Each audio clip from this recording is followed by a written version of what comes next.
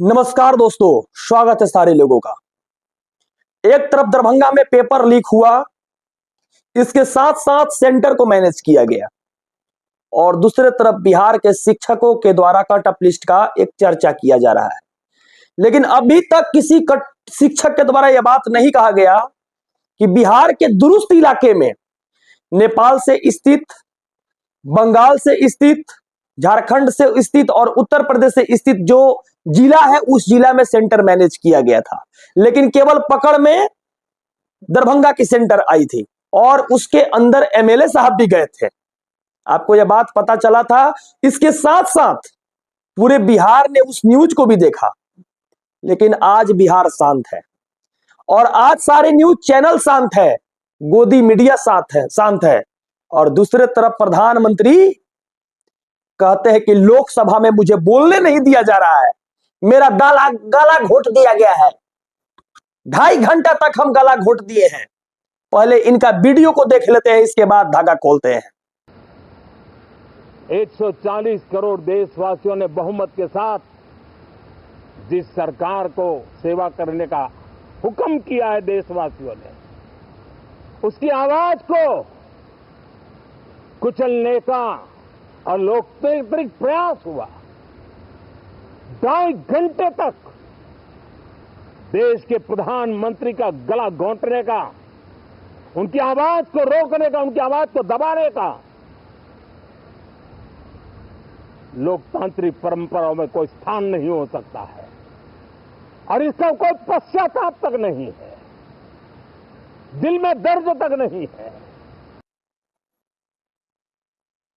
इनकी वीडियो को देखने के बाद यह प्रतीत होता है कि यह देश के प्रधानमंत्री वैसा प्रधानमंत्री है कि जब 2014 में आए थे बिहार तो इनको 31 सांसद देने का काम किया था। 2019 में आए थे तो इनको 39 सांसद देने का काम किया था। यही आए थे 2024 में तो इनको 30 से 31 सांसद देने का काम किया है। 40 सांसद वाला राज्य है बिहार।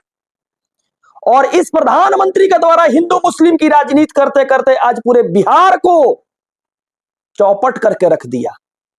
इस प्रधानमंत्री के द्वारा विशेष राज्य का दर्जा सुनते सुनते कान पक गया। इस प्रधानमंत्री के द्वारा रोजगार का नारा सुनते सुनते दिमाग के अंदर एक ऐसा दृष्टिपटल बैठ गया है जिसको हम नहीं बल्कि पूरा देश देख रही है। जिस हिंदुत्व के सहारे ये प्रधानमंत्री आज तक लड़ते आया है, उस हिंदुत्व की परिकल्पना इस प्रधानमंत्री को समझ में आ चुका है कि अब जो बच्चे हैं, बेरोजगार हैं, वो हिंदुत्व के रोटी नहीं खाएंगे। कहा गया है किसी बहुत बड़े वैज्ञानिक के द्वारा कि किसी अनएजुकेटेड लोगों को अगर समझाओगे तो 1 दशक समझा सकते हो, 2 दशक समझा सकते हो, लेकिन किसी व्यक्ति को धर्म के नाम पर बांट दोगे तो पीढ़ी दर पीढ़ी इस धर्म की चर्चा चलती रहेगी। वही काम इस प्रधानमंत्री नरेंद्र मोदी ने किया। मैं पूछना चाहता हूं प्रधानमंत्री नरेंद्र मोदी जी, आपको बोलने का मौका मिला था पिछले 11 साल 10 साल से, तो आप क्या बोले? कहां देश को विकास कर दिए, कहां देश को इंफ्रास्ट्रक्चर को बदल दिए, देश को अमेरिका सिंगापुर बना दिए। मैं बोलना चाहता हूं प्रधानमंत्री जी कि आप जिस देश की बात करते हैं, जिस देश का नारा देते हैं, जिस समय आप प्रधानमंत्री बनने का काम किए थे, उस समय डॉक्टर मनमोहन सिंह के द्वारा जब इस्तीफा ऑर्डर दे रहे थे तो उस समय वर्ल्ड बैंक जो एक अपनी सूचना दी थी, वर्ल्ड बैंक के द्वारा सूचना मिला था और उस वर्ल्ड बैंक के द्वारा कहा गया था कि देश का कर्ज जो है 49 लाख करोड़ है। और जब 2014 में आप ज्वाइन किए और आज 2024 में कल की डाटा को देखा जाए तो 210 लाख करोड़ रुपया देश के ऊपर कर्ज है। देश के ऊपर कर्ज है 210 लाख करोड़ रुपया। किस मुंह से कहते हो कि देश का इंफ्रास्ट्रक्चर चेंज कर देंगे? किस मुंह से कहते हो कि देश को बदल देंगे हम? ये हिंदुत्व की लड़ाई कितने दिन तक चलेगा? ठेला पर कभी नाम बदलते हो, कभी चेंज करवाते हो, कभी इधर करवाते हो, कभी उधर करवाते हो, क्या मिलता है? कहां रुक गया रेलवे दुर्घटना? कहां रुक गया आतंकवादी? कहां रुक गया पेट्रोल का दाम? और दूसरी तरफ शिक्षा मंत्री देश के धर्मेंद्र प्रधान जिनका नाम है, वो अपना प्रधानी बचावे लगे बैठा है लोकसभा में और कहते हैं कि मोदी जी हमारा सीट दिले हैं, यानी 7 साल से क्वेश्चन पेपर कोनो लीक नहीं हुआ है। धर्मेंद्र प्रधान जी कहे हैं लोकसभा में ये बात। पहले इनका वीडियो देख लेते हैं। चिल्लाने से सच झूठ नहीं हो जाएगा साहब। ये जो कहा गया देश की अभी की एग्जामिनेशन सिस्टम रबिश है सर, इससे दुर्भाग्यजनक बयान देश की नेता प्रतिपक्ष का कुछ नहीं हो सकता है सर। मैं कठोर शब्द से उसको निंदा करता हूँ। बाकी रहा, मैं सर आपके सामने, आपके माध्यम से देश के सामने सर एक तथ्य रखता हूँ सर। जिन्होंने रिमोट से सरकारें चलाई है, 2010 में 3 बिल आया था सर शिक्षा सुधार के लिए। उन्हीं की पार्टी के नेता आदरणीय कपिल सिब्बल साहब 3 बिल लाए थे। उसमें से एक बिल था एजुकेशन, उसमें एक बिल था prohibition of unfair practice bill 2010, जिसके उद्देश्य एजुकेशन इंस्टीट्यूशन में माल प्रैक्टिस को बंद करना। सर मेरे सरकार की हिम्मत है, अभी हमने पब्लिक एग्जामिनेशन की रेगुलरिटीज में बिल लाए, कानून बनाए। क्या मजबूरी था कांग्रेस पार्टी की, क्या मजबूरी था नेता प्रतिपक्ष की? उन्होंने उस बिल को उल्टा किया, किसके दबाव में उल्टा किया? क्या निजी मेडिकल कॉलेज की दबाव में, उनकी घूसखोरी की दबाव में उन्होंने उस बिल को उल्टा किया था? सच सुनने की सामने ही है।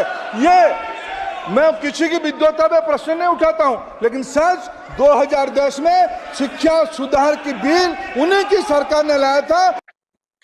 इनका वीडियो देखने के बाद आपको यह बात पता चल गया होगा कि बीजेपी की सरकार जो है ना, युवा विरोधी सरकार है। 97% स्टार्टअप को खा जाती है ये, और 3% स्टार्टअप जो है अपने दम पर टिका हुआ है, अपने मेहनत के बलबूते पर और अपने कंटेंट पर टिका हुआ है। और ये सरकार पेपर लीक करवाकर जो परोसे गए नेता है, जैसे बिहार के एमएलए की गाड़ी घुसी थी उस दरभंगा में, उसी तरह इस बीजेपी से मिले हुए नेता लोग क्वेश्चन आउट करने में सम्मिलित रहते हैं। जो पैसा आती है उस पैसा से वो लोग चुनाव लड़ते हैं। और सबसे बड़ी बात यह है कि बिहार की चुनावी स्थिति ऐसी है कि नेता बदल जाएंगे, पार्टी बदल जाएगी, सब कुछ बदल जाएंगे। कभी जनता दल में, कभी जेडीयू, कभी आरजेडी, कभी बीजेपी में चल जाएंगे। नेता बदल जाएंगे, इसके मतलब जो है लालू यादव कभी बदल जाएंगे, कभी नीतीश कुमार बदल जाएंगे, कभी नरेंद्र मोदी बदल जाएंगे, लेकिन उनकी झंडा बदल जाएगी, लेकिन वो आदमी नहीं बदलेंगे।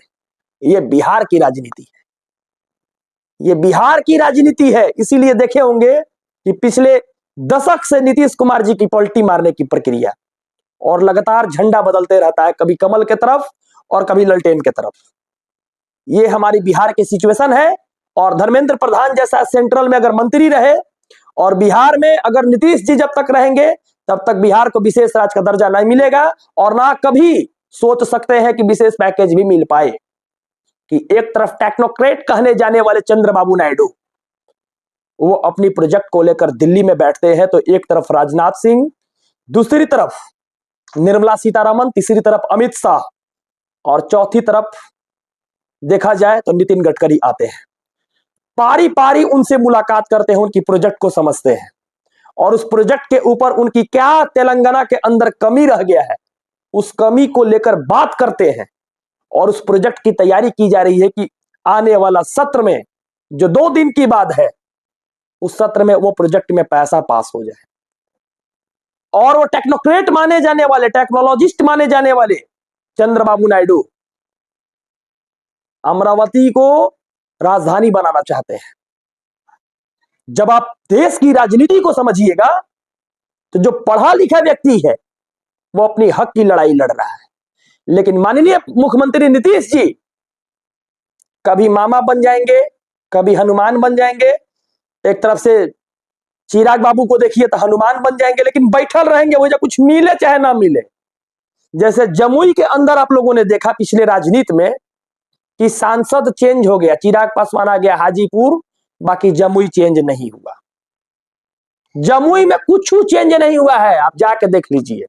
आज भी वही स्थिति है और कल भी वही स्थिति रहेगी, क्योंकि जब तक बिहार के जनता नहीं समझेंगे तब तक आने वाला समय में ये बेरोजगार लोग बेरोजगार रहेंगे, तहिया तक लोहा पीटे जाएंगे सब कोई, गुजरात, आपके बाल बच्चा और आप भी। इसलिए हिंदुत्व का नशा छोड़िए और आने वाली चुनाव में जेडीयू, आरजेडी और बीजेपी को सबक सिखाने का काम कीजिए। बहुत बहुत शुक्रिया, बहुत बहुत शुक्रिया, बहुत बहुत शुक्रिया। जय हिंद।